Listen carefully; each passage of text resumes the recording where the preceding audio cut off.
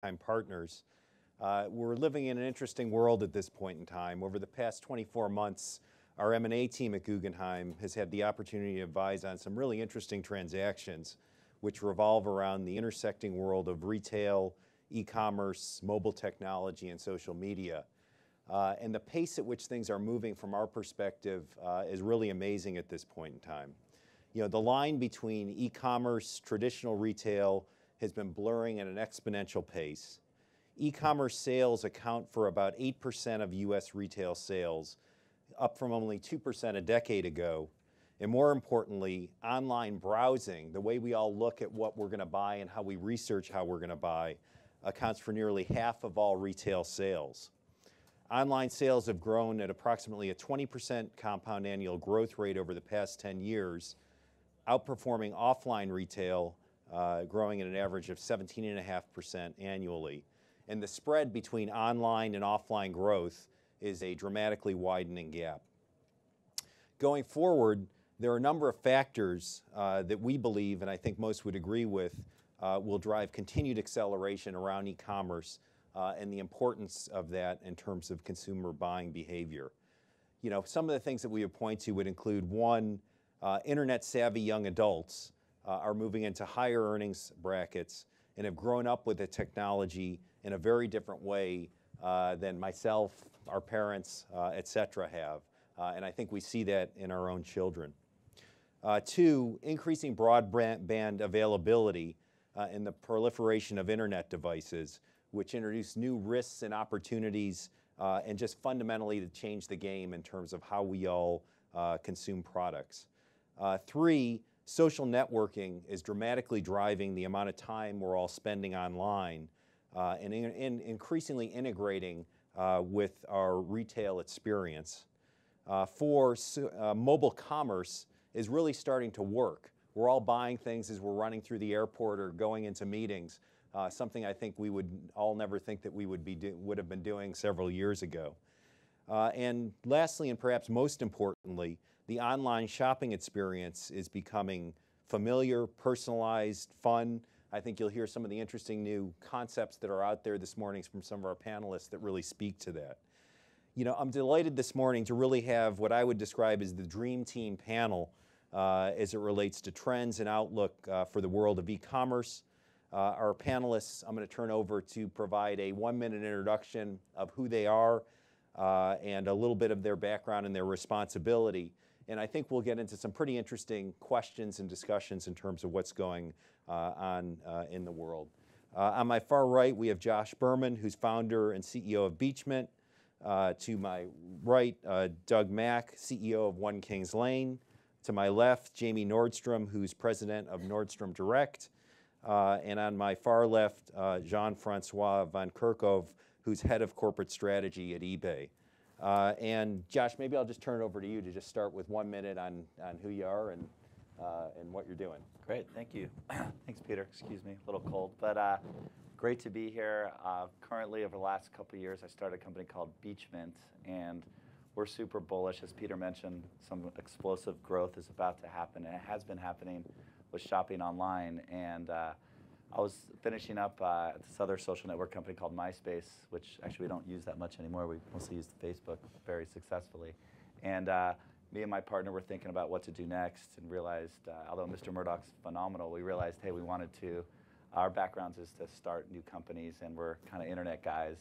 And we got super excited about the world of commerce and shopping, and there was great success stories, new ones like Guild Group and Groupon and Von Privé and soon One Kings Lane. And we got really excited about that whole world. And we're technologists, we're good marketers. I don't know much about jewelry or shoes or apparel. However, I'm learning quite a bit. And fortunately, I'm surrounding myself with a team that's helping me, that has helped me successfully enter this world of shopping. And it's been extraordinary, and I think we're just beginning. BeachMint launched with jewelry. One of the other models we liked a lot is a company called Guthrie Ranker, also Home Shopping Network and QVC. And Guthrie Ranker is probably best known today for Proactive, do a few $1 billion selling acne and skin maintenance products. They work with a bunch of celebrities from Jessica Simpson today. I think it's Bieber and Katy Perry. So we kind of like that draw of working with influencers online as shopping's evolving. And we started our journey with Kate Bosworth.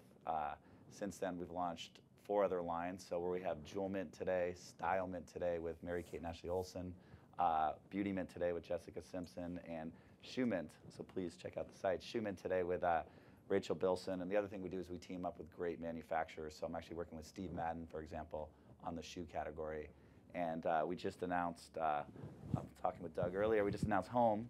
We're doing Home Mint. We're going to launch next week with Justin Timberlake, who's an amazing guy, and we just announced that. And we have another one coming up in a few months. So I think that's my whole minute. I could go on for a while, but I'll pass it on to Doug. We'll get you.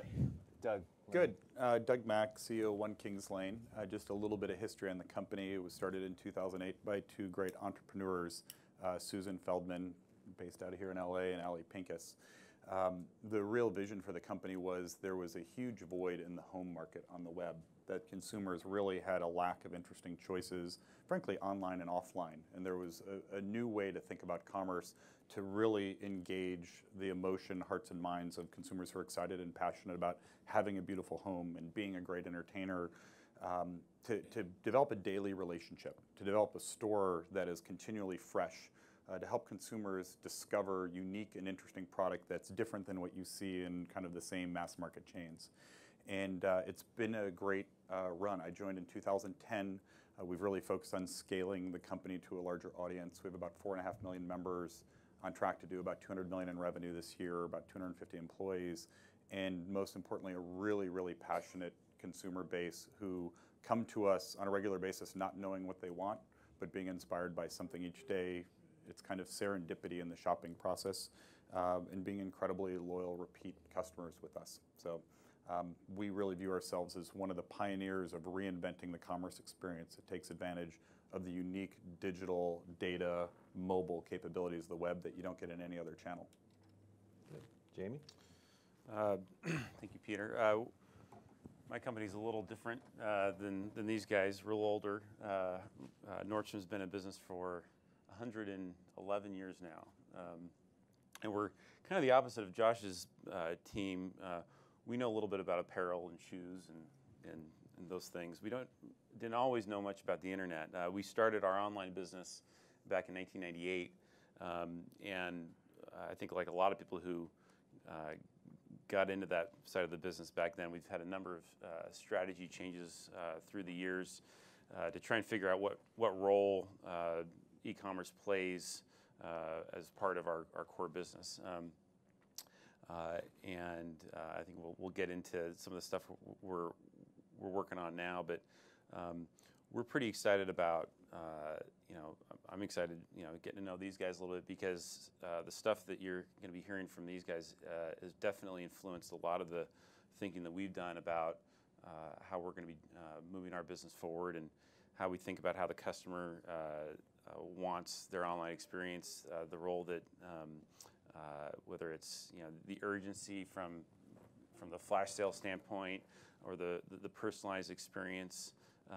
Definitely, the things that I think eBay pioneered 10 plus years ago around a personalized, urgent experience definitely gave rise to a lot of these things that these guys are working on, and a dumb old department store company up in the middle of nowhere is trying to read the tea leaves and figure out how we're going to compete in this world. So we're excited to be talking with these guys, and it should be a fun conversation. Good. JF?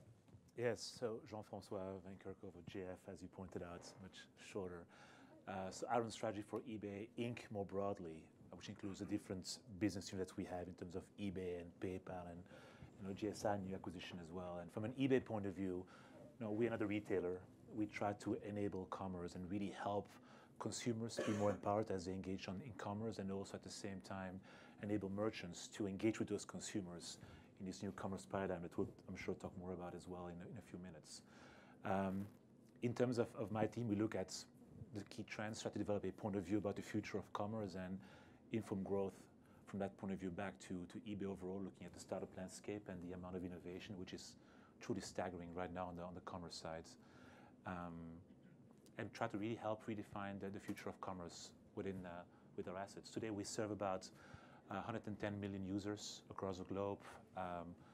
on the eBay platform, more than 70 billion of transactions. We pay back close to 120 billion in terms of our transaction on the platform. So we see quite a bit of what consumers are doing on the web, not only in the US, but also across the world, where we have a strong presence, and especially on mobile devices. Good. Well, Jamie, let me kick it off with you and set the stage with us a little bit.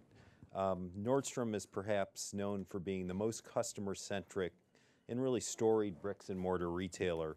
While you've been modest as usual, over the past year, Nordstrom's announced expected spending in the context of $1 billion around IT and e-commerce. You've recently acquired the high-growth online private sale business, Hotlook. You've made an interesting investment in an online-only apparel player, Bonobos. Give a little bit of perspective in terms of what Nordstrom's customer is expecting from you in the online world, and how this is driving Nordstrom's direct strategy and, frankly, Nordstrom's overall strategy. Sure. Well, I think for our company, if you go back to the late 90s, early 2000s, we launched our online business focused on selling the stuff that we sell in our stores. And it was because that's what we knew how to do. And that was pretty darn successful, allowed us to get to scale pretty quick. And by 2004, we had a pretty decent size online business. I was making some money, but it wasn't necessarily a completely seamless experience with our store. So we had different merchandise on our website than we had in our store. We had some pricing differences, some different promotional cadence, and what was clearly becoming true was that customers were no longer looking at our online business as a distinct entity from our store business. They wanted a seamless experience. They didn't want different merchandise. They didn't want different prices. And so in about 2004, 2005, we set out on a path we called multi-channel integration, which we didn't know what that meant. It sounded nice. But we really wanted to have this seamless experience across all channels. So we spent several years essentially linking up all of our systems, all of our back-end systems, so that we could have one view of inventory, one view of customer, and allow a customer or a salesperson in one of our stores to have access to any piece of merchandise anywhere in the enterprise at any time. And so we spent about 5 years on that, and it was a good thing for us in a couple of ways. One is, we weren't necessarily online e-commerce visionaries, but we knew how to manage inventory. We knew how to buy merchandise and sell it. And so we really had the ability to focus on let's build something that we think is going to have a lot of value and allow us to say yes to customers more often.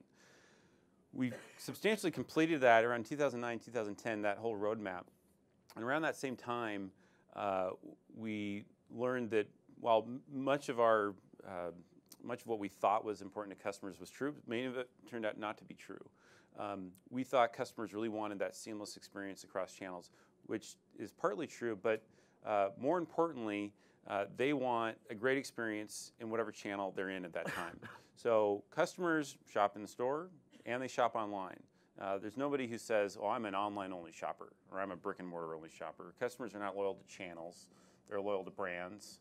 They're loyal to experiences. They're loyal to companies. They're loyal to certain types of things. They don't think about channels so much.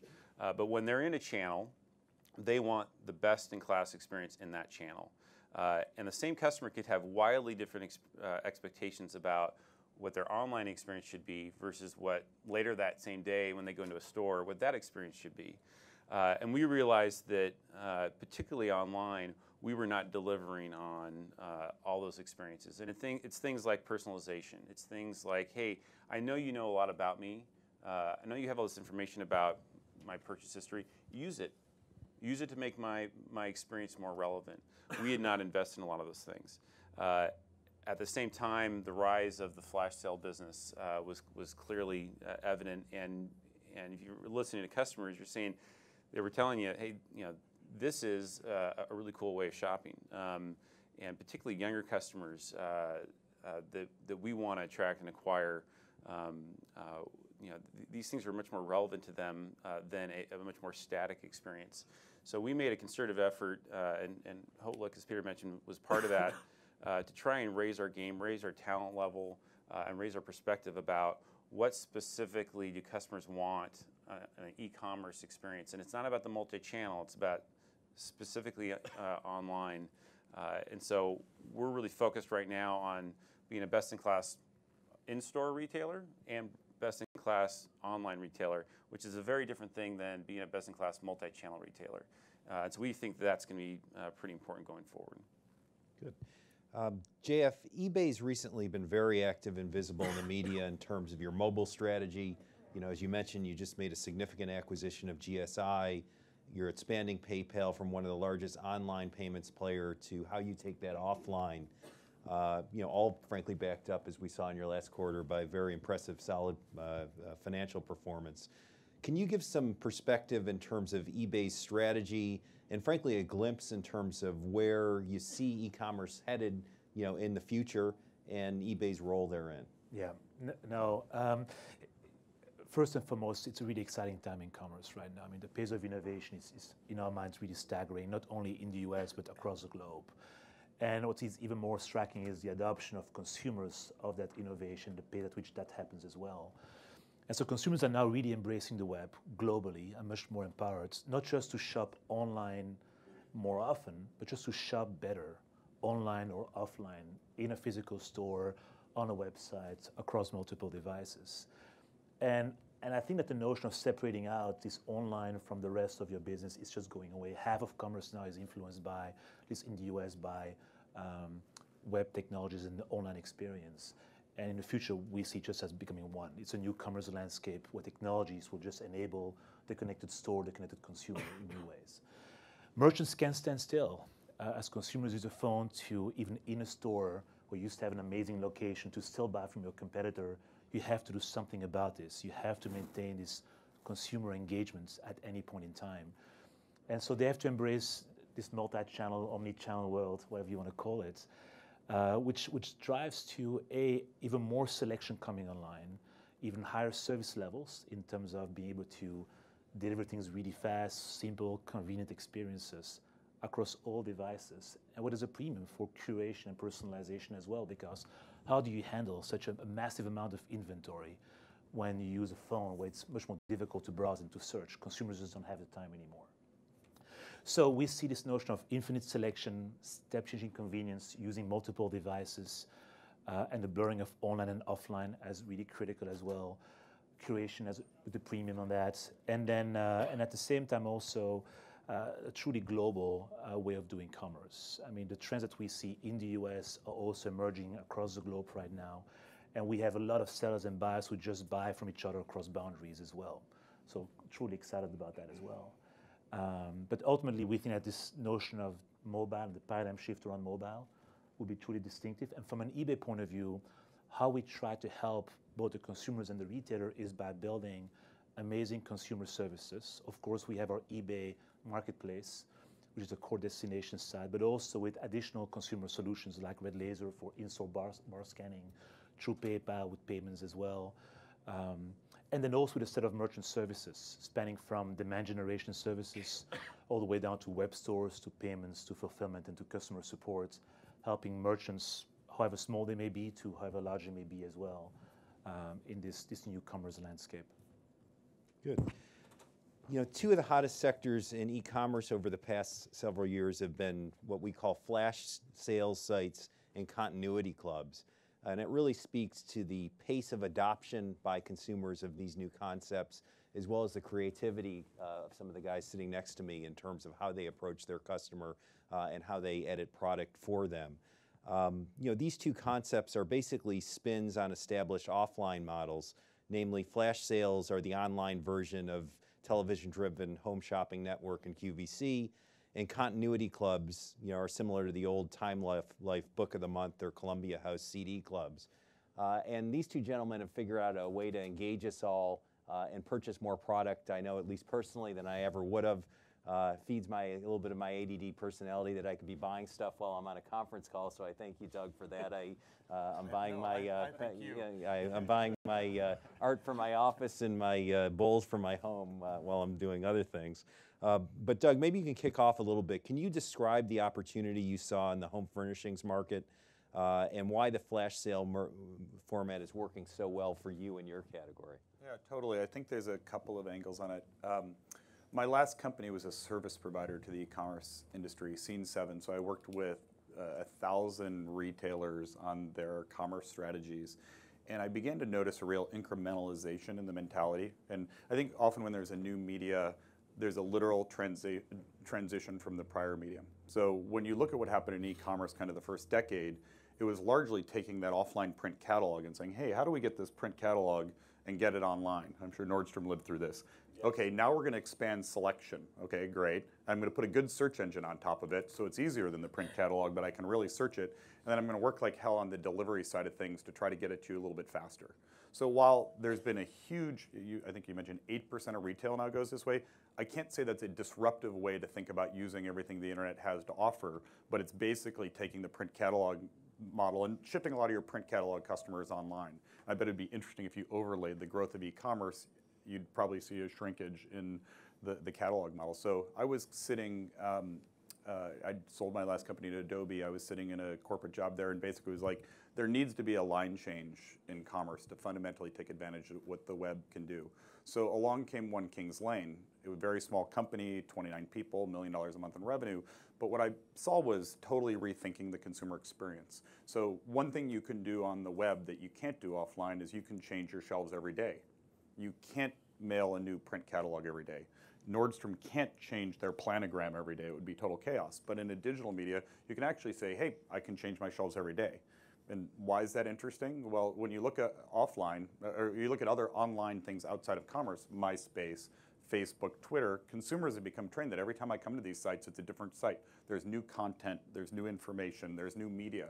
And suddenly, commerce looks boring. If I go back to a commerce site and it's not changing for a month, it's really not very dynamic. So I think one big thing behind the growth is instead of a occasional search-driven needs-based shopping experience that you saw in kind of the first generation of commerce, I need the Steve Jobs biography, I go to Amazon, I search for it, I buy it, and then I come back a month later when I need something else.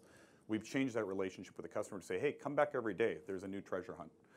I think another thing is getting away from the search engine is serendipity. Offline retail is great at selling you things that you need and also things that you don't need. Online retail hasn't been so good at that. You know, you think in the offline world, you go into an Anthropologie, you're maybe looking for a great vintage-looking dress, and you walk out with a teddy bear and a mug because you saw a great design while you were in the store, and that hasn't been happening online. Well, sites like ours really inspire the customer who doesn't have needs-based shopping to come in and say, I may come in today and see a cashmere throw or a silver vase I can't live without, and I'm going to find a place in my life for it. So I think that's really driven the growth. So I think the third big one, and JF mentioned this, is curation, and this is huge to me. When I look at the home sector, we have consumers who have a lot of anxiety. Either you can afford an interior designer, kind of the top 1%, or you're going to the same mass market chains, the kind of Pottery Barn, Crate and Barrels, Restoration Hardwares, where everything kind of is safe. And there's this big place in the middle where people are looking for unique, interesting product.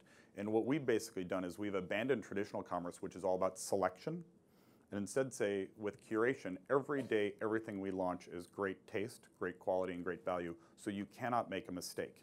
And that takes the consumer anxiety out of the process in a very hard market of home. And instead of being anxiety-ridden, it's actually a very fun process, and it's something that I want to do on a daily basis. So it's kind of a long-winded way at rethinking the e-commerce metaphor, changing the consumer experience, and from that, because you're delighting your consumers, you get the growth as a byproduct. Josh, you've most recently announced you've empowered Justin Timberlake to be my muse in terms of what I'm going to buy in my home, which I look forward to seeing. You know, give a little bit of perspective on BeachMint and the verticals that you focus on, and how you connect with your customer and your differentiated model. Definitely. Justin's pretty awesome. He came to us and he's super into photography and art, so we kind of started there, and he brought his designer so you could actually can shop with not everybody could afford their own stylist and designer, but we kind of bring that storytelling to the site where you can, similar to how Doug's done, have a designer there helping you pick out product each month. So that one in particular is super exciting. We basically look across the marketplace, as Jamie was talking about Nordstrom's, where we think there's value is an interesting play. We've seen a lot with Guild Group of On Privé, 1 Kings Lane, and the opportunity to be online and not have the retail presence and offer amazing shoes that you might find at Nordstrom's for $200, we could sell for $80, because at the end of the day, people know this in retail, I could get the product for a certain price, you sell it wholesale, then you sell it retail. We could avoid that last step. So we think we could offer amazing value to consumers, and as a business, we can make great margins. And secondarily, to Doug's point earlier, we could curate it different than a search-driven experience. I go to Amazon, I just type in shoes or earrings. It's weird to get these results of shoes or earrings or home decor items. So we think it's a much more curated experience on how women, right now we're targeting mostly women or all women, shop. And we think if I could show you the latest on-trend exclusive earrings, exclusive necklace, or exclusive t-shirt or shoes, what's on trend that month with a great expert or influencer, it creates a lot of excitement, a lot of demand, and it's limited and exclusive at our site. We think that's a very appealing opportunity and a really fun way to shop. I think we're talking about shopping, and as we target women, we haven't focused. I think men's dedicated sites are like number 28 and 29 on our list of things we want to launch. But women are fantastic shopping, but it's also entertainment in a way where at the end of each day or at the beginning of each day, they're actually, I noticed, even at home, my wife, I think at the end of each day is on her iPad looking at all your sites and spending too much money, and some of my other sites, and looking, and it's almost a way of entertainment. And I think, we were talking about earlier, I don't think people are going to watch Joan Rivers on QVC, pick up a telephone and order the product that they like or that she's pitching. I think it's more of a serendipitous approach where I'm cruising around Facebook or Twitter, and I know at Facebook at 5 o'clock there's a shoe sale going on, and there's a huge audience there, and maybe Rachel Bilson's going to appear on Facebook or sites like Twitter or YouTube, and I think there'll be a lot of shoppers and a lot of excitement, and I'm very bullish on what Facebook is doing in the commerce world. They've got a lot of their accolades for advertising and gaming, but I kind of had a fortunate look, and we're doing some great stuff with those guys on commerce, and I definitely believe people are going to be shopping in a monster way on Facebook and Twitter and YouTube. And by us having our own brands and our own mints, we could kind of facilitate that, provide an amazing shopping experience. And at the end of the day, curate and create amazing content. We should be in a great position, and all this stuff, as we all have been talking about, I think we're really in the first inning. There's so much innovation and amazing technologists and technology I've seen coming down the pipe. I think commerce is going to change in a big way over the next 5 to 7 years, and super exciting to be a part of it. And those are a lot of the things we're focused on. Good. Question? I just have a question about social commerce. This Facebook commerce has been around for a little while. How do you see, bringing consumers along until they're ready to shop on Facebook? Because I think that's been part of the discussion is if they feel comfortable shopping on sites like Facebook and shopping on sites that they're typically using to connect with friends. And even though consumers are moving really quick in the digital space, do you see that as inhibiting growth in those areas, or how are you going to promote people to shop? Yeah, I Josh, think you may want to summarize that question. her question was basically, I might butcher it a little bit, but basically, how are people going to get comfortable? They're connecting with friends on Facebook. Are they going to get comfortable shopping on Facebook? When is it going to really take mainstream? And for us, it's all about Facebook's great and YouTube's great, and a lot of these sites are great for 3 reasons. One, we get real-time feedback on our product. We have over 1 million fans. One of our brands, JewelMint, there's 1.1 million fans, jewelry fans and buyers that are on Facebook. So every time we launch an earrings and they're like, oh, this one sucks, or this one's amazing, we get that feedback, which is awesome to have. We have a great customer support group, but then we get that feedback. Secondarily, we get a lot of viral growth. When you have 1 million fans about anything and your friend just bought a pair of earrings and she's liking it, and it goes through this, you're like, wow, I didn't even know the site existed. And we get a lot of acquisition, and frankly, it's free. It's the virality of it through that. And then the other part is if our celebrities have an existing Facebook presence, that always helps build the brand. And I think the third piece, which we've done, and there's been some debate about this, but I think ultimately a lot of sites will see is revenues. We see a ton of revenues coming through our Facebook, Facebook.com/JewelMint, or people that are members to JewelMint they're talking. It's almost a better experience than Jewelman. I don't know if it's an amazing experience where you could earn points, you like stuff, you tell friends, and you could get discounts on the jewelry.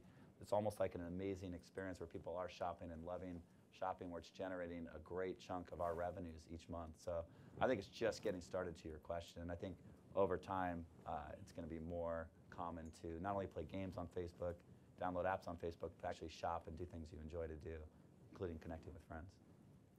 I'll jump in. And so I think the Mint family is kind of a 1 in 1,000 type case study so far. And I kind of agree with your premise of consumer readiness. A couple of years ago, I remember everybody talking about what's my Facebook strategy, what's my Facebook commerce strategy. Everyone started ramping their fan clubs and whatnot. And my first reaction was, if I move my millions of members onto Facebook, doesn't it just become a great targeted ad opportunity for my competition? And it absolutely does. So what our Facebook strategy has been is we've been using it as a great ad platform to go out and target other companies and finding, if you watch HGTV, you are our customer. So if you're a fan of HGTV, and we found it an incredibly economic, at-scale way to acquire customers as an ad platform. I think there's been a lot of companies in commerce trying to create a Facebook presence because it's kind of the thing to do, but very few of them have accomplished what the Mints have accomplished in terms of actually generating revenue off of it. So I don't think that, the premise of the question I think is very valid of, are people ready? Different demographics more than others. Our demographic skews different than Josh's, and we have not made the commitment to make a full-on buying experience within the Facebook environment. Our thought is, what can you use different platforms for that are unique and interesting? And frankly, we'll probably talk about this later. I've made much bigger bets around what I feel is bigger, which is going to be mobile commerce, than Facebook commerce. So definitely not a one-size-fits-all. You'd be hard-pressed to find anybody who's doing as much revenue as Josh's team and Facebook. Most traditional retailers are, it's non-material, I would say. Maybe one comment also on social commerce. First, what does it mean, social commerce? Commerce is social. People are influenced by their friends. It's the #1 driver of influence offline. And social is big, but as a result, is social commerce big? And the question is, what does it mean? Is it commerce on social sites like Facebook? Is it bringing social features and the social graph back to commerce sites? Is it more around demand generation using social sites, reviews, you name it? And so I would agree. I think it's still very early in the game, especially in terms of commerce on social sites. But at the same time, in terms of driving traffic and in terms of really making the user experience better on commerce sites, I think it's become more and more relevant as well for us. And so I think it's too early to say how big it will be, but for sure something that we want to experiment with, given the importance of that new experience to consumers. Certainly, mobile technology is really what's empowering and making real time a lot of this social interactivity. I took my 13-year-old to go buy some sneakers a couple weeks ago. He's looking through the store. He took a picture on his iPhone of the sneakers he wanted. He sent it to his brother. They commented back and forth. They compared prices of where else that they can buy it. And ultimately he said, I'm just going to have it shipped because I don't want to carry it around the mall, which really says a lot. But I'd love to spend a little bit of time just on the whole area of mobile technology, tablet computing, how that's impacting your various businesses. What does that future look like? JF, I think you'd be in a perfect place to give a little bit of perspective as one of the earlier e-commerce companies to focus on media, and you're the largest in that category. Can you talk about the trends you're seeing in mobile technology, how people are using mobile to shop, how they're making payments, where you see that headed, how they're finding retailers and products, and you mentioned a little bit early in your intro, but what are some of the compelling new technologies and applications that you think will be adopted over the next couple of years? Yeah, so from an eBay point of view, mobile is truly huge. I mean, we try to enable commerce, and when a consumer closes a transaction in a physical store, in an online store on the eBay platform, in somewhere, we're not able all of that. And so mobile is really critical. It's about close to 6 billion of transaction volume on eBay last year, close to 8 we expect to see this year. Same for PayPal, staggering numbers. But it's not just a new channel. It's truly a paradigm shift in terms of how commerce will be conducted from our point of view. First of all, it's a global phenomenon. For many countries, the mobile phone is the way you engage with the web. 2 is it's always on you, highly personalized, wherever you are at any point in time. So it opens up this notion of impulsive, pervasive commerce as well. And what we see is it's an amazing innovation platform in terms of how you can really rally developers and use the power that those devices often come with in terms of smartphones with different sensors and cameras and so forth. So for us, we try to use mobile to reinvent the experience, both in terms of how we simplify flows, how we allow people to sell much more easily by taking pictures and right away uploading it. Also by having different applications for different experiences. We have about, I think, 78 million application downloads over the last 2.5 years, 3 years. But we also try to even change as a result how consumers use that mobile shopping companion as they engage in commerce in physical stores. So we try to enable also payments on our devices using PayPal, driving coupons and targeting to solicit consumers to buy some products, sharing it back with their friends who may want to buy the same products as well and therefore get even better deals collectively. And also now using the mobile, even the portable devices as a shopping companion even in your house. We believe that the TV and multiple screens will become more and more relevant. And we even now have applications whereby you can use your iPad device today and based on what you see on your TV, you can start to buy products that are linked to the topic of your TV as well. So we just see this increasing conversion across devices. And at the same time, from a consumer point of view, they expect that you know him or her really well, no matter what device you use, and are as convenient as possible in terms of how you can engage with them in recommending what makes the most sense for them to buy. So in the future, maybe a couple of things that I expect to see tied back to mobile. One is the integration of mobile within even the in-store experience, this pervasiveness. Two is more and more devices, from not just a phone, tablets, appliances will become also much more enabled in terms of commerce, cars. Three is a high level of personalization and targeting will be critical as well. And then the mobile phone also truly becoming kind of your wallets as well, both wallet in terms of my payments instrument, but also in terms of keeping track of what I've bought at any point in time and truly be this shopping companion from a commerce point of view. Jamie, maybe you can comment a little bit about how you see the proliferation of smartphones impacting your customers' in-store experience and any other important impacts that Nordstrom sees now and over the next several years. Sure, I think JF said it pretty well.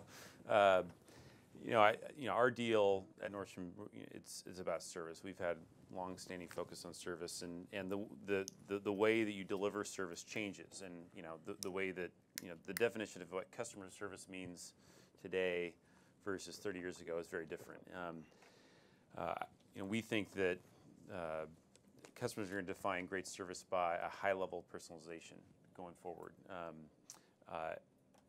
The mobile devices give all of us a tool to deliver personalization much more effectively than we ever have before. In the past, it was credit card number. Well, people share credit card numbers. People don't share cell phones.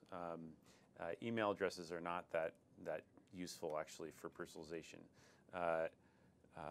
Cell phones, mobile devices, allow anybody, and it's not just retailers, it's banks, it's everybody else, to have a place to deliver a very robust personalized experience that we believe customers are more and more going to expect, particularly younger customers.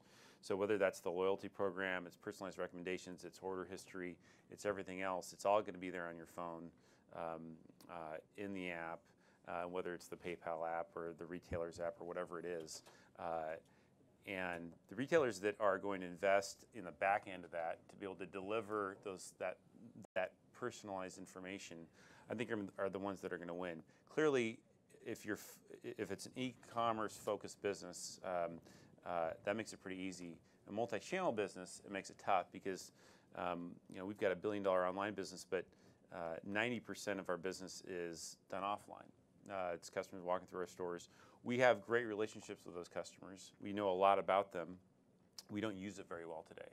I think that's the big trick for us and for a lot of our traditional competitors is how do you start delivering on the kinds of personalized experiences that customers are going to expect and are becoming used to having online. How do you deliver those offline? Mobile is kind of the key to that. So you're seeing, not just with us, but a lot of people, a lot of investment in that. one of the first things we did is, a couple years ago, we turned Wi-Fi on, free Wi-Fi in all of our stores. I know there's some stories of some brick and mortar companies out there who are actually blocking cell signals from getting to the store because they don't want people to be able to use red laser and price match. We've been kind of the opposite. We want to embrace all that stuff, and I think that's important. We're moving from an old cash register based system to mobile devices. Pretty soon, not immediately, but in the not too distant future, you walk into a Nordstrom store, you won't see big cash registers everywhere. We've already got 10,000 plus mobile point of sale devices in our stores. Our salespeople have them. It's not just about being able to perform a transaction in the dressing room or the fitting stool. That's great, but more than that, it's going to enable us to deliver on personalized services, personalized recommendation, pull up order history, purchase history, do things for customers that having the big old cash register over against the wall didn't really enable. So we think it's an enabler of a completely different level of experience going forward. And our deal is if we're going to win on anything, it's got to be that. So we're betting pretty hard on that. Good. Doug, as a student of the private sale space, I've been amazed at the number of high value and frequency and the percentage of sales that are occurring either on mobile or from a tablet-based device. Could you comment on that for One Kings Lane in terms of is that true with your company and where you see that trend headed? It is huge. Right now, mobile represents 25% of our daily visits and more than 20% of our sales. So it's not that people are just browsing, they're absolutely buying. And I think iPad was the kind of catalyst moment that changed everybody's mind to mobile, that it gave people this interim device that they set up and they began to buy from, and then they became more comfortable about smartphone. And I kind of had one of my seminal mobile moments a month ago where on Friday night at 8 p.m. suddenly our sales had this weird Friday night blip, and somebody bought an $18,000 clutch via their iPhone. And I was just like, oh my God, can you imagine doing that? And I realized anything is possible at that point when it comes to mobile to be able to do that. It wasn't my wife, was it? Privacy laws will kick in. I can't share that. So in any event, I really began to realize over the last few months, no matter how much one is investing in mobile as an e-commerce company, it's not enough. And I think what's happening is, as you see, we'll be pushing before we know it, a quarter of our sales will blink, it'll be half of our sales. It's so interesting because mobile is still in the preseason, if not first inning, and that devices are just kind of getting interesting, the screen size, the resolution, the processing. I recently switched to an Android device, and I noticed this is a BlackBerry-heavy conference. You can't shop on a BlackBerry, so I'm getting my own experience. And the battery still runs out very quickly when you're doing rich things. So first, the infrastructure of the devices is still very early. Number two is the bandwidth. Going from things like 3G to 4G kind of changed the game on the amount of time somebody will spend. But I think most importantly, what we're all doing, most people haven't really optimized for mobile. And I think therein lies the opportunity that we're an engagement site, that our goal is not just to have you and your wife shop, but we actually want you to come back every day or many times a day just to enjoy the treasure hunt and the eye candy and the content that we provide to build a long-term brand relationship with you. And that's what mobile is going to allow for sites like ours, that as you move the model from search-based shopping to serendipitous shopping, in the morning in your morning staff meeting, you can go and buy that art on your PC. And then you can hit the Starbucks line at noon for that little boost, and you can look at your iPhone real quick. And what we should deliver to you there would be very different than what we're giving to you in the morning. And then at night with your spouse, you can be in a lean-back experience on the sofa with your iPad or other Slate device, and basically go through and probably give us a lot more time and a lot more engagement and want a lot less pressure too, that you're just looking for the fun factor. So I think kind of the combination of A, the infrastructural enablement around mobile, and then B, companies like ours getting smarter about adapting the customer experience based off the moment that they're in with that device and where they're at, how much time they have, what their shopping mission is going to completely change. And I would say if I were a great entrepreneur like Josh and kind of going from company to company, the next thing I would do is I would start mobile in. And I'm seeing too many companies actually start PC out. And I get really excited when I even see sites like Sonos or Pandora that they begin to develop a mobile experience and they bring that experience back into the PC side because it reinvents experience. So as you can probably tell, my sense is we'll get together at this conference a couple of years from now and we'll be totally blown away by the disruptive opportunity that comes from mobile. Yeah, I think that's a good jumping off point just to talk about the whole topic of apps for mobile versus just simply, provisioning, mobile sites. Jamie, you just launched a new app for Nordstrom. I'm curious whether you can comment on, whether there was any immediate impact on that and how you feel it. Yeah, I think we were probably a little cautious entering. I think it was maybe 18 months ago when the word app was kind of ubiquitous. Everything was about the app, and what is the app? And we were trying to figure out is this like 1998 when it's Netscape versus Internet Explorer, and is it just the delivery device, or is what's going on here? And so we took our time a little bit to figure out what did we want to do, and I'm glad we did because I think we got to a place where I was talking about earlier where I think we really think of the mobile device as that nexus of all of our service going forward, particularly focused on personalization. And so kind of the first generation of our app is fairly basic. It does some interesting things, but the skeleton underneath has a lot of scalability in terms of being able to deliver over time as we get some other things sorted out to be able to deliver on those kind of relevant, personalized recommendations. We do envision a world where your phone is your wallet, where there's multiple different kinds of alternative payments. The phone is literally it's the center. It's never more than 6 feet away from you at any time, or maybe even less than that now. That's not going to change. And so how do you start building the bones for your business on how you're going to deliver on that? So our app is the first step on that. We're rolling out an iPad app next month. It's going to be really focused on personalization. So it's going to have some pretty cool stuff in there. A little bit of the Pandora experience, not necessarily that cool, and we certainly aren't blazing any trails there. But it's a way to make if you give us a little bit of information about yourself, we can start delivering a shopping experience that's much more targeted to you. And so in the same way that the flash sale business gets customers to come back all the time, if you can deliver something that's super relevant, personalized to a customer, they're going to come back all the time, and hopefully you can get some loyalty out of that. So that's what we're focused on right now. Josh, what about you? Just app, or how you guys thinking about the world?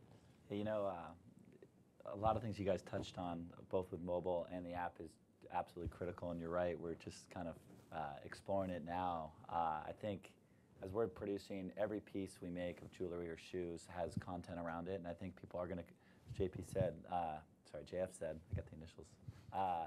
As you're producing this content, it's going to be watched on many devices, and certainly, your strategy, be it an app or the mobile strategy, is going to be a key component of that. So whether, I'm a Mary Kate Olsen and I'm talking about why I developed this T-shirt and why I was inspired and why it's cut a certain way, I think all that stuff will be consumed via the mobile devices. And secondarily, I think kind of as Home Shopping Network and QVC's kind of paved the way, where you're watching all this on television. I think these mini live events that we've actually successfully done for both Cyber Monday and about 10 days ago we put on a live event. It's consumed mostly via the app and mostly via the mobile devices. So we see a significant growth leveraging both those technologies, and we continue to see that. So I think it's phenomenal opportunity. And I think someone just pointed out, I think it was Jamie, but as we're collecting data, ultimately what we want to do is ingest a lot of data and then recommend products that more suit the end consumer. And if a woman always buys the gold products, she likes the bling, let's recommend and show her those contents that showcase the gold products. Or if someone never buys earrings, maybe their ears aren't pierced. So we learn a lot over time through the apps. And Pandora's a great example, as people want to give more and more data about themselves. It's kind of weird where you go to a website and you're like, oh, I don't want to give up all this personalized data. But when you're shopping and you think you could get a better personalized experience, and it's more through the phones and other devices, or an app that you download, you're more willing to give more and more data, in which case we as companies can hopefully, if we're doing what we're supposed to be doing correctly, leverage that data and recommend better products and give them a better experience. I think, I would just jump on there. I think the best loyalty programs are not the ones that give you a whole bunch of points and miles and things like that. They're the ones that deliver the best value. So a couple examples that I always use are Netflix and iTunes. Netflix doesn't have a loyalty program, I don't think. They may have, I'm sorry if they do. Quickster might. Quickster, okay. But with Netflix, after you use it a couple times and you tell them a little bit about what you want, they start delivering up personalized recommendations, and it's like, yes, I haven't seen that movie in a long time. Same with iTunes. I remember the first time I used iTunes, there was a moment there where I thought, it's a little creepy that they know all the music I have. And there's a bunch of guys in a conference room that are using some algorithm to serve up recommendations to me. But then when I saw the recommendations, I was like, yes, I want that song. I haven't heard that album in a long time. And instantly it became this really valuable thing to me. They're not giving me points. I'm not getting a discount. It's not about miles. But I am incredibly loyal to iTunes. I'm incredibly loyal to Netflix because they deliver a lot of value to me. And that's what I think, and it's not necessarily tied to mobile, but it's about customers are increasingly getting comfortable giving up a little bit of information and then starting to have those expectations around, I know you have that information about me, now use it. And they expect it. I checked in a hotel last night that I've stayed at a lot in the last few years. And once again, I walk in there, hello, for your first time with us? And I'm like, you've got my number right there, my loyalty card. It's on your screen, right? Yeah, oh yeah, I've got that. Don't you see that I've stayed here every 3 weeks for the last 3 years or whatever? Yeah. I just don't think, and I'm not the young customer we're focused on, but I think those young customers, as they go into hotels and banks and restaurants in the future, and if those places don't recognize them and deliver some kind of personalized experience, they're not going to be in the game. Yeah, listen, I think this is a great next topic, which is, to use your nomenclature, Jamie, this personalization and data opportunity has sort of gone from creepy to cool in some respects. We expect this, where several years ago, I know you and I would have had the similar discussion, and Nordstrom would have said, we don't think that's a place where where we would go. JF, maybe, eBay probably has as much data, given all your tentacles, of anyone, in the world in terms of, customer information. Maybe you can comment a little bit on where you see this personalization and sort of data opportunity headed, broadly, and how retailers will use that. Yeah. No, I mean, you're right. We have plenty of data, and in many ways, consumers as well as merchants entrust us with their data as well to help broker transactions and connect buyers and sellers. And our business is built on trust. We handle financial transactions, so it's really critical that we are highly trusted and respect that. And so from our point of view, the question is, how do we balance, on one hand, trust, and at the same time also pushing the boundaries in terms of what consumers want, which is more relevance, higher personalization. So the bar is always going up. And so we have to always find that balance. I think what we do is try to put the customer really first, and really be very inclusive in terms of being transparent in terms of how we use that data. And at the same time, also try to play a leadership role in educating, at the same time, what can be done through technology and managing that accordingly as well. But it's really, really critical. And I think that trust will end up being a true competitive advantage for companies in our space, because the more consumers, in our case also merchants, trust you, the more you can actually receive data from them to start to doing things on their behalf as well, to improve the service that you deliver back to them, which again is a self-fulfilling prophecy in this case as well. Jamie, I'm running out of my Kiehl's shaving cream. Do you envision a world in the short term where I'll get an email from you saying, I know you're running out, and replenish me? Yeah, and those are, that's exactly the kind of scenarios that we're talking about. We're certainly not alone. I think there's a line between, there's the auto replenishment, where I think people are still kind of a little nervous about, sign me up for something that's going to charge my credit card every month till the end of time, and we've all had different experiences with that. But those reminders, there's a company in Seattle called Amazon.com that is across the street from us, and they do some interesting things with, and they're clearly the leaders on this, but where they've got so much data and they use it pretty darn well. And I've had a couple of experiences where I bought some kind of obscure random thing. I like fishing. I bought a tackle box, and I don't buy a lot on Amazon, but for the next 5 days I got emails to buy tackle boxes. I'm like, oh, look at these turkeys. They don't know what they're doing. But on the 6th day, I got an email to buy it's a gasoline additive. If you're gonna store a boat in your driveway for 6 months during the winter, you don't want the gas to go bad. You want to put some stuff on there. Well, I live in Seattle. It's September. I just bought a tackle box, and they recommended. There's some algorithm recommended this gasoline additive, and you know what? I needed to buy that. I was like, crap, I need some of that. They got me, and all I had to do was just, literally hit a button. That's incredibly valuable.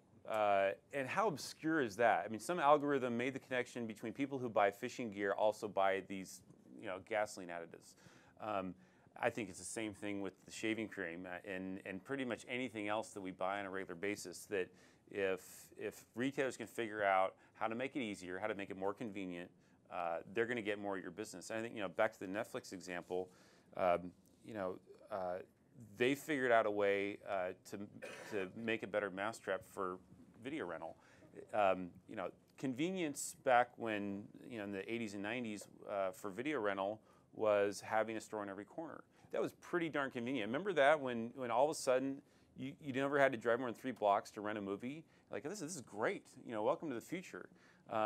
Turns out having it on your doorstep when you get home from work is even more convenient. I think we're going to see, it may not be quite as overnight, but I think across all of our different industries, we're going to see that inflection point soon where customers just completely change their expectations around how the retailer will serve up those recommendations, how they'll get it to them. And the ones that haven't invested for it right now are going to be totally left in the dust.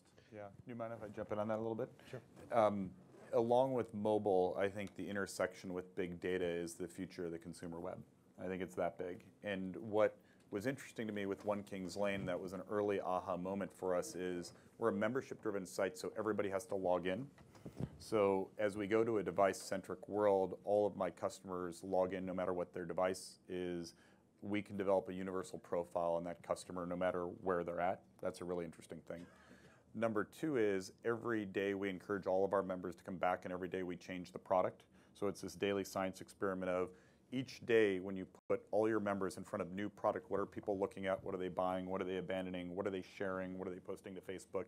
So to get this incredible rich data profile about just the activity on the site when the assortment changes that often.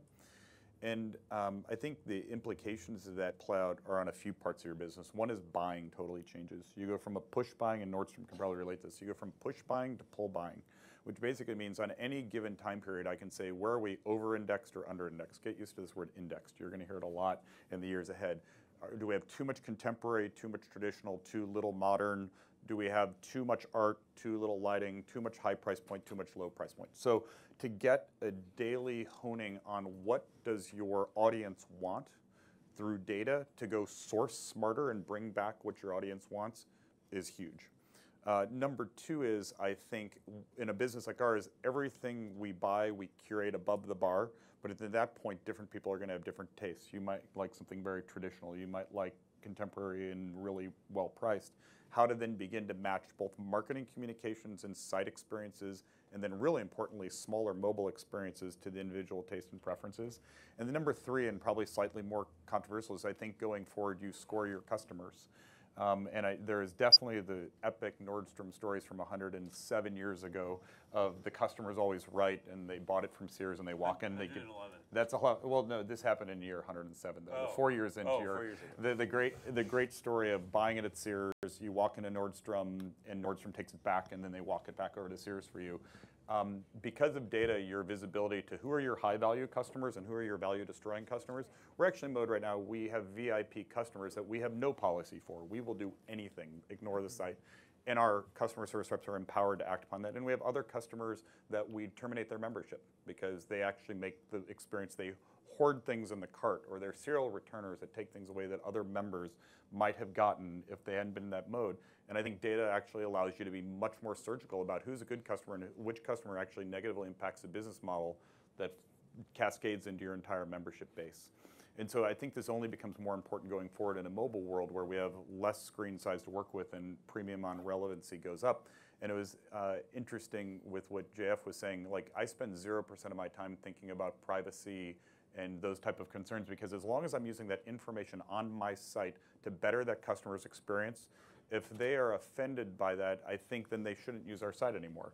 And I feel strongly about that because when I look at the stack of the great Web 2.0 apps of Facebook, Twitter, LinkedIn, Pandora, the one I might be least willing to give up is Pandora, because I've made all this investment in it and it knows me so well and it so nails the list that I'm not even really aware it's using my data as much as, oh my God, I haven't heard that Pink Floyd song for 10 years and it's amazing. Like, so that's when you're doing it right on data. I think privacy comes into concern when you're doing it wrong with data, which is you're sharing their information outside of your ecosystem or using it in a way isn't for the betterment of the consumer experience.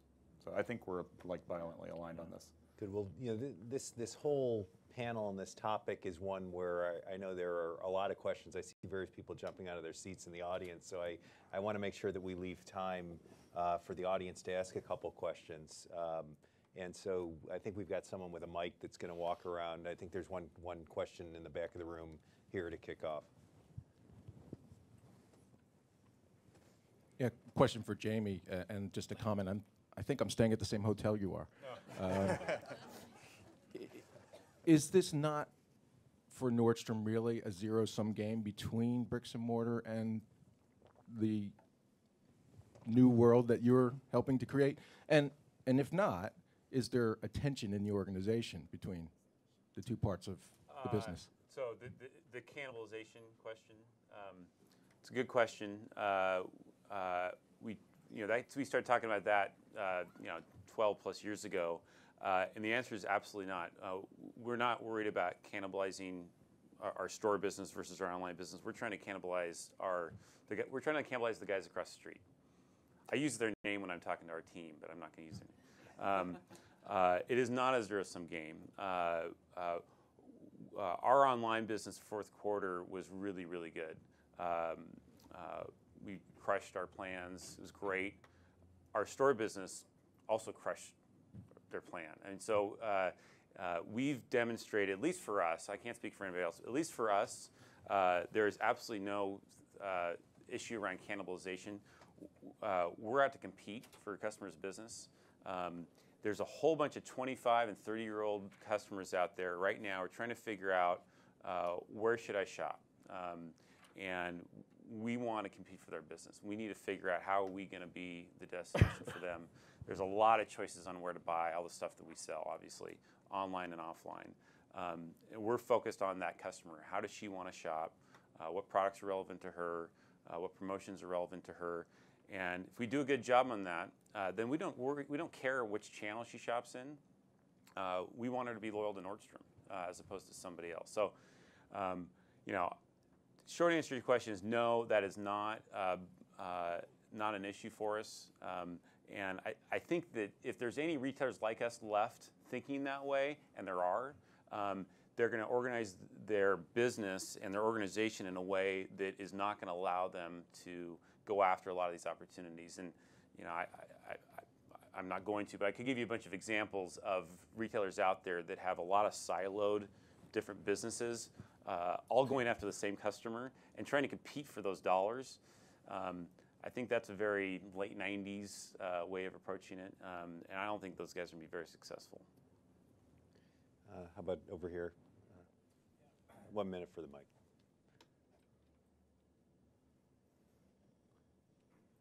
How much of the e-commerce experience relies on traditional sales mechanisms? So, for example, the One Kings Lane, I know I have friends that are women that use it, and it's this like stress, this someone else is going to put it in their cart, and so you have this kind of bizarre thing going on, and then you have the, if I don't buy it now, I'm no longer, like the hard sale. Hey, if you don't get this in the next time.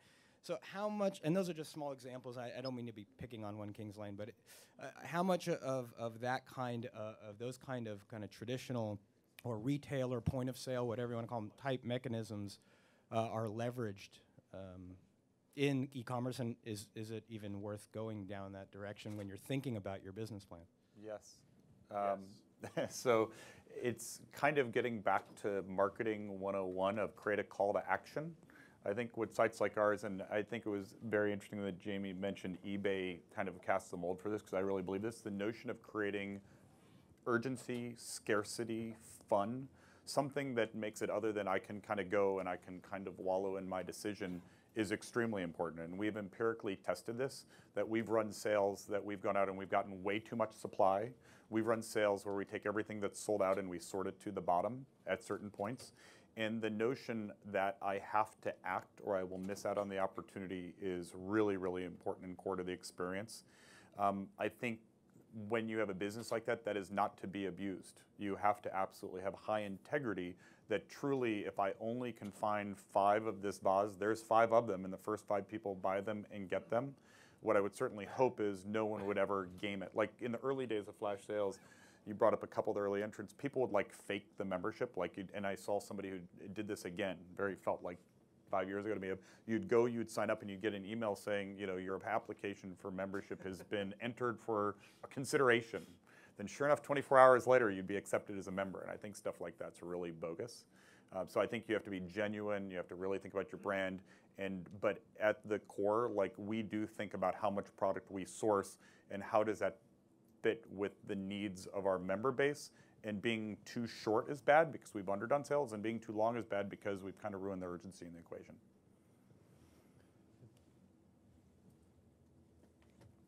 How you doing? This is more of a question for Josh. Not so familiar with the business itself, so I apologize if this comes off wrong. But it seems like with the e-commerce subscription model, it's continual financing, and then purchase customers, increase revenues, and sell the company. And I'm just curious, how much of a focus do you place on profits as opposed to revenue and increasing verticals? Yeah, it's a great question. So as we look at categories today, we're in 4 categories, and we're very carefully select. I mentioned women, that's one of the criteria, but we also look where we could offer great margins to our consumers, number one, but it also has to be great margins for us as a company. So we pick categories. A lot of categories are low margin categories that are very exciting and a lot of women would like to shop at. Those might be a lower rank than the categories we enter. So for us as a business, we want to first provide great value to the end consumer, and secondarily make enough margins as a business. I'd say less than 1999, because I was definitely around and had another internet company that's today like Dropbox, which is awesome. Today, in today's world, at least my venture team and my investors are very savvy and very focused on running a business, looking at profits, and as I mentioned earlier, we're a data-driven company, we're a marketing company, but I align myself with great buyers, great merchandisers, great people like a Steve Madden that understands, the bottom line, and eventually that's really what's going to propel the business to become successful. I think all of us, and retail has been judged a lot by your EBITDA, and I think it continues to be evaluated by that. So I think that's critical for at least for our company, and I'm sure for all these guys. Did you have a question right here? Right up front. I'm a huge One Kings Lane shopper. Thank you. And your customer service guys do a wonderful job of interacting. I'm curious why, if it's a limited quantity, it takes you so long to deliver to me. Yeah. So it's absolutely core to the model of part of the way that we get our prices, which for those that don't know the site, we're typically selling around 50% off retail. So back to the notion of there's a big markup from factory to retail. We're giving people great product at this 50% off retail price. Part of the way we do that is we don't carry inventory. So we're a business that, unlike most retail, we don't take inventory bets. We don't bring it into the warehouse ahead of time. We gauge demand, we sell it, and then after the event runs, we actually then purchase a product from that manufacturer and ship it. And so that's core to being able to scale the business in a way that we can not only deliver these prices to the customer, but we can also do it to the point about profitability in a way that we can actually make margin on it. With that being said, the opportunity in flash sales that I believe is continued innovation around this concept of how do you keep this fabulous working capital model and margin model from a financial characteristic with better service. And I don't think we need to be Amazon or Zappos where you order tonight at 10 p.m. and it's on your desk or on your doorstep 8 a.m. the next morning. But you know, a business like ours, we actually have, this bridges greatly with the last question. I've got 3 big metrics that the whole company watches. One is NPS, Net Promoter Score. Do your customers not only like you, but do they like you so much that they promote you to others? Number 2 is revenue and customer base growth, not member growth, but people who are actually buying. And number 3 is operating leverage. Are we generating margin, gross margin and operating margin leverage? And the whole company's oriented around those 3 characteristics. Within NPS, one of the top things that we know from our customers that turn people from being happy to being promoters is delivery time. And there's a bunch of innovative ways that don't necessarily imply doing a traditional retail model to solve for that. It won't get it to next day delivery, but will it get into that 7 to 10 business days? Absolutely will. So it's on our radar, and it's a tension between having better than retail economics and also delivering a great customer experience. But with that being said, in the last 6 months, we've shaved 5 days off our average delivery time for parcel shipments. And in the next month, we'll shave a week on average off of our white glove shipping times. So we're going aggressively at it. Thank you. In the back here. A broad question. You discussed mobile, and that came up several times. It sounds though like the business models here use mobile as an execution element, so it's another channel in a way. And I'm just curious on mobile for a different type of retailing or a different type of experience as opposed to just a channel that may be growing, but is ultimately similar as desktop or traditional retail. I can take it. No, for us, mobile is a paradigm shift. So for us, mobile is completely reinventing how commerce can be done in terms of flows, in terms of engagement with the consumer, in terms of this notion of how do I know your context and therefore be as relevant as I can be to you, no matter what device you use. We have different demand supply ecosystems based on different devices. And they're being used at different times of day. So we really try to use it well beyond just a different channel, including what do you do when you are walking down the streets, and we can target you there, provide some right coupons to you as well, bring people into a store, help you conclude a sale into a store. We use Red Laser as well to help with that. So no, it's a fundamental paradigm shift well beyond just a new channel for us. Yeah, and I think that goes a little bit back to the question earlier of app versus native experience. Looking back, that was a different answer. Looking forward, where people are going to have better devices, high bandwidth, if people just want to shop you as a channel, they can open up the Safari browser on their iPad, on their Wi-Fi, and shop the site, and you can have a slightly mobile optimized version of that. When you then get to app, if you're then just creating another version of the shopping experience, it's actually kind of dumb. It's totally redundant with what you can do in the browser. So my sense is, we see app strategies, and one of our approaches to this is we have our most maverick, radical developers and product managers who are like play. Prototype, experiment, create apps that totally rethink what our customers are going to do with us and figure out which of these is going to be a paradigm shift versus another channel. So I think the browser will increasingly become the channel, and the app will increasingly become the paradigm shift. Good. On the far right here. She's tweeting. We better look out. I'm really curious as to the role that you guys see e-commerce playing in international expansion. Like J.Crew announcing that they're going to, expand their international distribution instead of putting in brick and mortar stores. So how do you guys kind of see that in terms of creating brand awareness in markets that you might not be in? Because brick and mortar definitely gives you a good presence, and like kind of comparing your online sales versus your retail sales.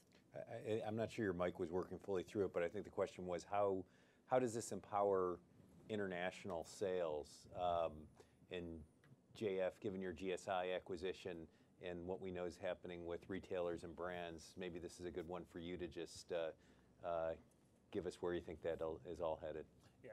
So first and foremost, it's global. Yes, and we have a global footprint as well. And we're going to have 1 billion new consumers, I think, coming on as well in the next few years, just in all these emerging markets. So there'll be a significant amount of growth. Majority of growth, I would say, will be outside of the U.S. and the developed markets. I would say so that's one. Mobile, even more critical there as well. And in many cases, I would say that while in the US, we're trying to take the E out of e-commerce because it's commerce overall, in many cases, we are creating commerce in those new markets using online. And I think our Indian team was saying we are putting E into commerce to enable commerce to really get a hold in those regions. So that's one.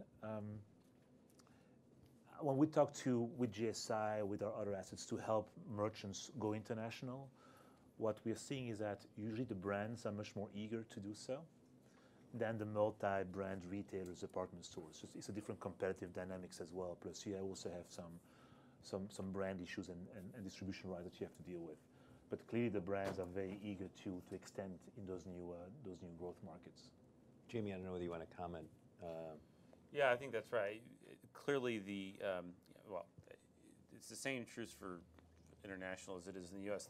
The vast majority of retail growth over the next 10 years is going to come online. So I think the opportunity internationally is the same as it is here. It's not going to be by square footage growth. In our case, people aren't building new department stores anywhere, not just in the U.S. So any international strategy has to be, I think, an e-commerce focused strategy. We do ship internationally to, I forgot how many, 40-something countries today. We are looking at expanding that. We are looking a little farther down the line at what would it take to have a little more scale in those big markets where we can be even more effective and start to actually develop much better relationships with customers as opposed to, we'll ship it and it'll be there in a couple weeks. And there's people like these guys and others that are building a lot of infrastructure that people like us that could potentially piggyback on, and that's going to get pretty exciting. I think we're still a couple years away from that starting to go, but we're certainly looking at it. I think we've got time for one last question if there's one out there in the back. Pressure. Josh and Doug, what traditionally offline retail categories excites you guys about potential brand extension opportunities? You could look at Lot 18 as something that is a fragmented market that's generally been an awful online experience, and their ascent's been very impressive. Do you see any other opportunities like that exist today?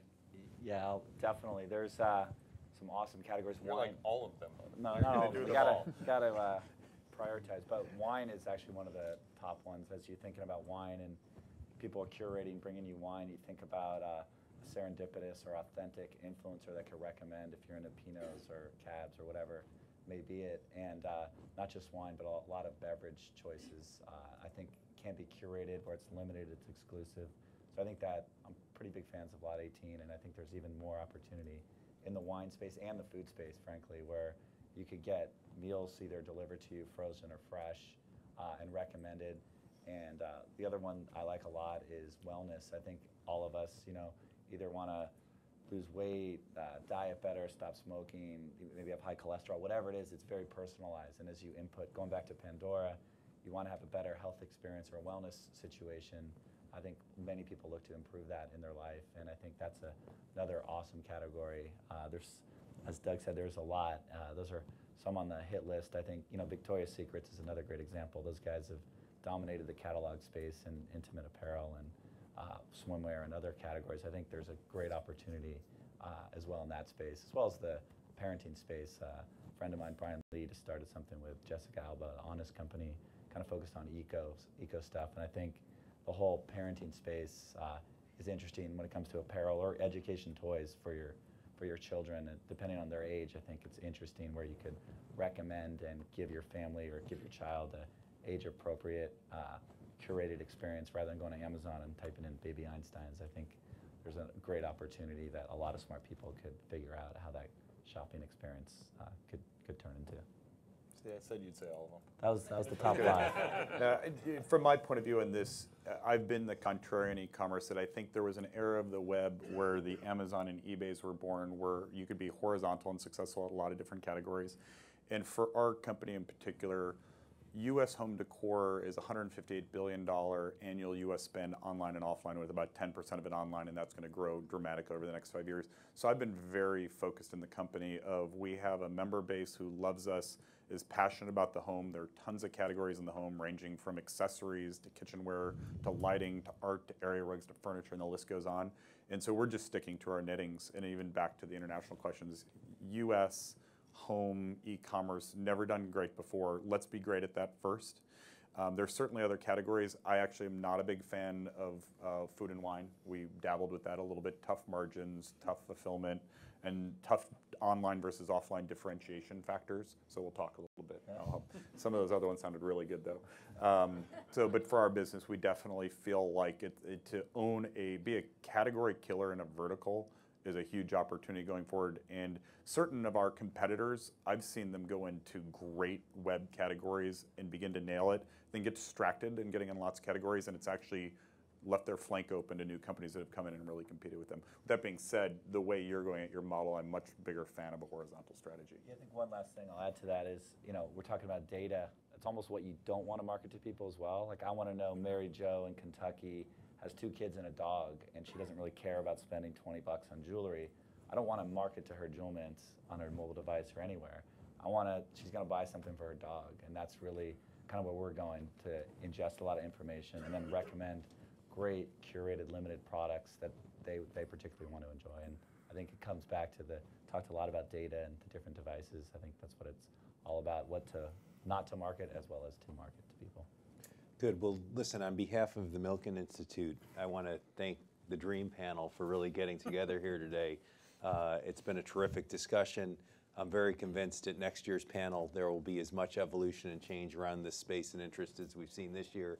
So thank you all very much. Thank you. Thank you.